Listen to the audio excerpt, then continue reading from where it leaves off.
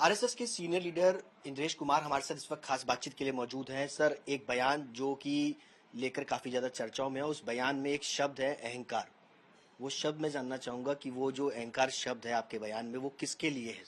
ऐसा है, समय हर पल, हर मिनट, हर ये क्या नाम है, घंटा, हर दिन तेज गति से आगे दौड़ रहा है।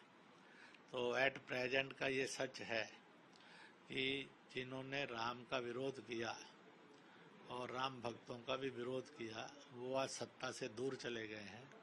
जिन्हों के मन में राम के प्रति श्रद्धा, आस्था और भक्ति थी, वो आज सत्ता पर है। श्री नरेंद्र मोदी के नेतृत्व में एनडीए, जिसका बीजेपी बड़ा पार्ट एंड पार्शल है, उन्होंने और वहाँ पर शपथ ग्रहण किया है। और शपथ ग्रहण करने के बाद सारे देश ने खुशियों का इजहार करते हुए कहा है।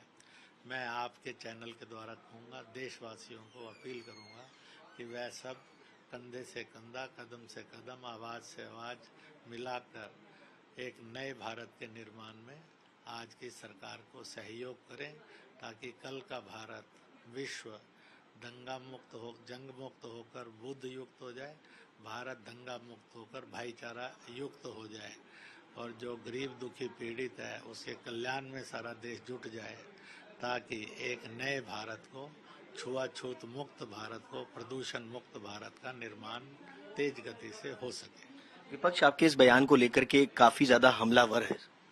ऐसा है, विपक्ष का काम है, वो तो शुरू से इस बात को भी बोलते रहे हैं कि महात्मा गांधी का मर्डर संघ के लोगों ने किया, जो इतने वर्षों में वो सिद्ध नहीं कर सके।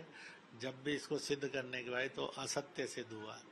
इसलिए ख्याली पुलाव या झूठ गढ़ना और फिर उसके कारण इश्यूज खड़ा करना, यह उनकी आदतन शौक हो गया है। इसलिए ख्याली पुलाव घड़ना और उन पर से देश में डिबेट बनाना, यह नहीं करना चाहिए। आपने जो बयान दिया उसमें था कि जो राम की भक्ति करते थे वो अहंकार में है, उनको शक्तियां जो है पूरी तरह से रोक दी।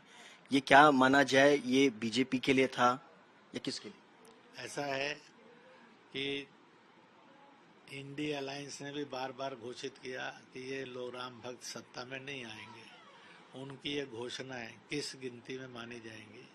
तो मुझे ये लगता है कि आज देश तेज गति से आगे बढ़ गया है।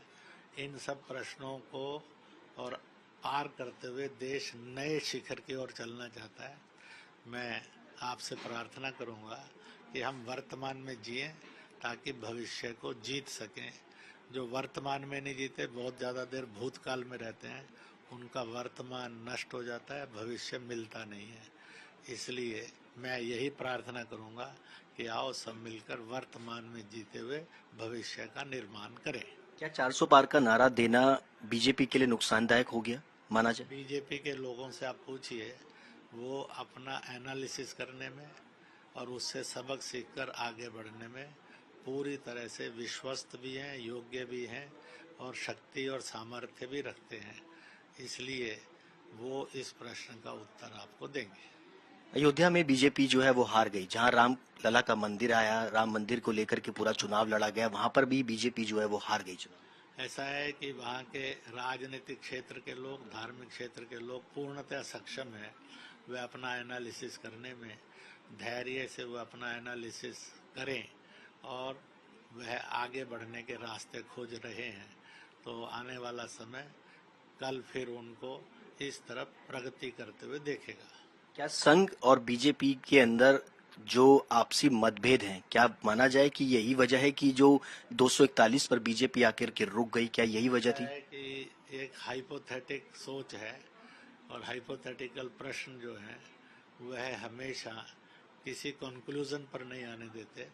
इसलिए ऐसे हाइपोथेटिकल प्रश्न खड़े करना और फिर उसमें से सच को जानने की कोशिश करना, इससे हमेशा भटकाव आता है। These are all are hypothetical. BJP और संघ में सब कुछ सही है। मैंने बताया कि ये सब हाइपोथेटिकल क्वेश्चंस हैं, देयर इज नो एबनॉर्मेलिटी। क्या बीजेपी को आप कुछ आगे की तरफ मैसेज देना चाहेंगे? बीजेपी अपने आप में सक्षम है और देश को मैसेज दे रही है, दुनिया को भी रास्ता दिखा रही है। इसलिए हमें उनकी सक्षमता पर विश्वास था, है और रहेगा।